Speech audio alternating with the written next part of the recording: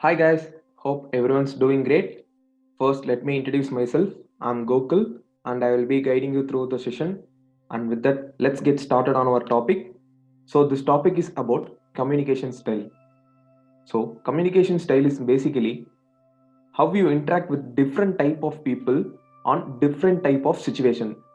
As everyone has their own character and own lifestyle, there are really infinite number of styles in communication. So hold on, if there are infinite combination, how can we classify it?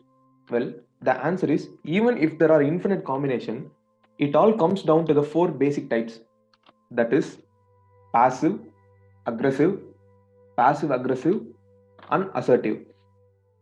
This topic's main objective is to differentiate who is using which style of communication and to respond accordingly in order to have an effective communication with them.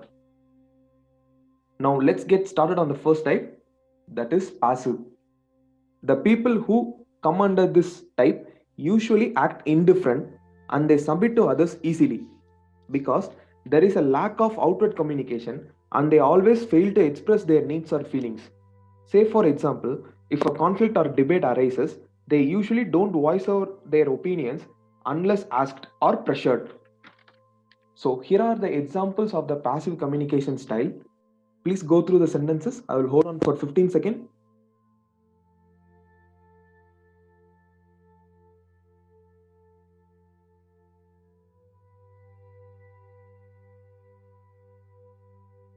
And the 15 seconds up, moving on to the next type, that is aggressive. They often speak in a loud and demanding voice and they maintain eye contact. So these type of people, they usually dominate others in every aspect and they control others by blaming them or criticizing or sometimes even physically abusing them. So the major flaw with this type of people is they don't listen to others and speak rudely. But these may be flaws in some conditions, but in some profession, these are the basic qualities that is required to make it to the top. Some of the example sentences, I'll hold on for 15 seconds. Please go through it.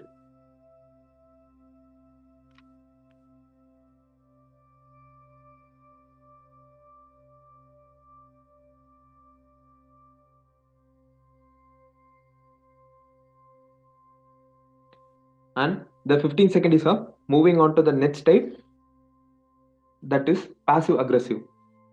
These type of people, they look physically well and smile on the surface, but from within they may feel stuck or powerless. So these feelings get multiplied day by day, and as a byproduct, they act out without anybody noticing it or letting out their anger in secret, like destroying or tweaking someone's project without them noticing, or spreading rumors if they don't like someone. So these type of people are often aware of their needs, but they are unable to voice them. So here are some of the example sentences, and I'll hold on for 15 seconds. Please go through it.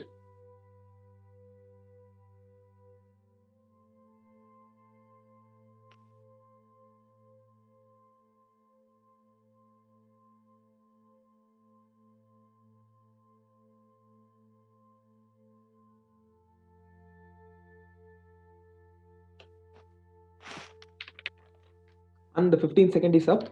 Moving on to the final topic, that is assertive. The assertive type of people, they are the best ones because they communicate easily with others without hurting their feelings and be wary of the situation that the other person is in. So they are good listeners, and most importantly, they listen without interrupting and they do not hold grudges. So here are some of the examples of assertive communication style. So please go through it.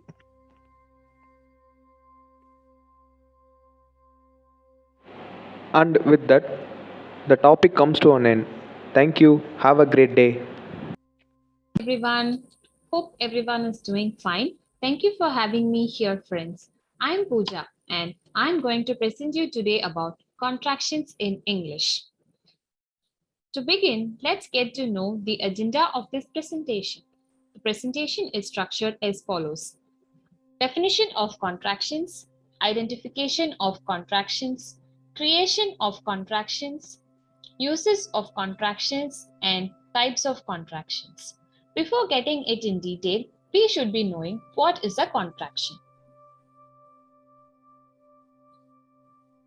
The word contract itself means squeeze together. Similarly, a contraction is a combination of two words made shorter by placing an apostrophe where the letters are omitted. In other words, a contraction is a shortened form of a word or group of words that omit certain letters or sounds. Next is how to identify a contraction.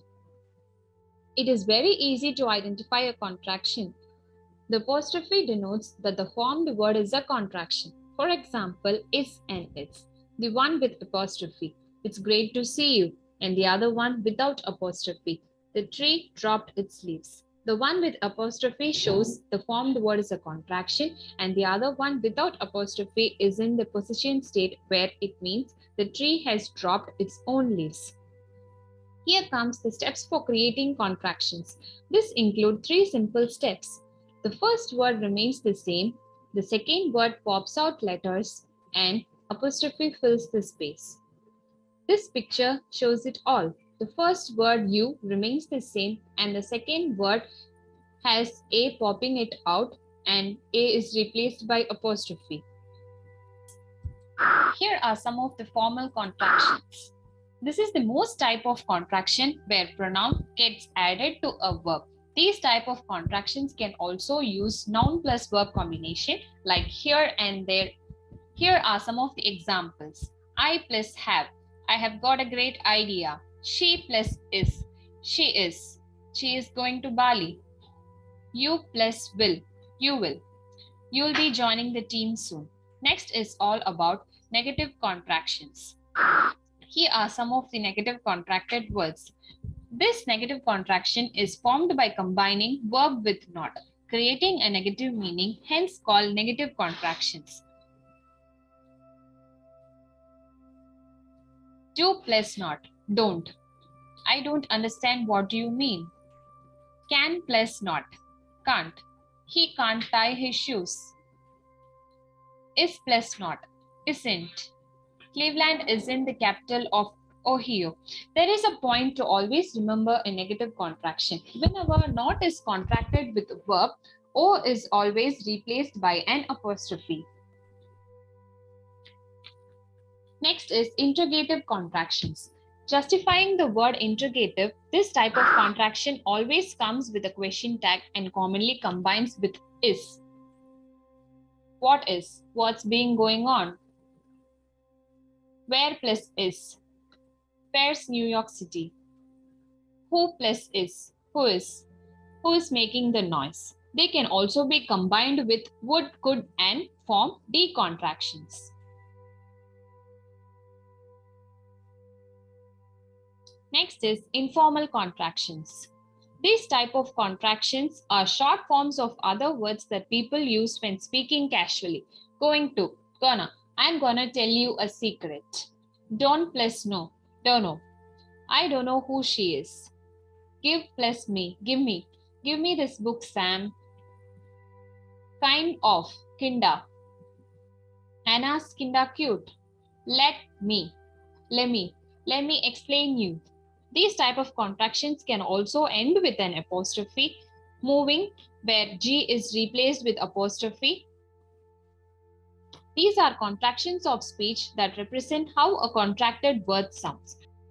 To have a final note on contractions, it would be they are used to simplify your conversations, they are used to reduce space in writing. However, it's not the best advice to use contractions in formal writing, they reduce the space in writing. Hope I would have given you some useful information on contractions. Finally, I would like to close this with an proverb. Practice makes a man perfect. So keep practicing things until you become an expert. Thank you and have a great time, friends.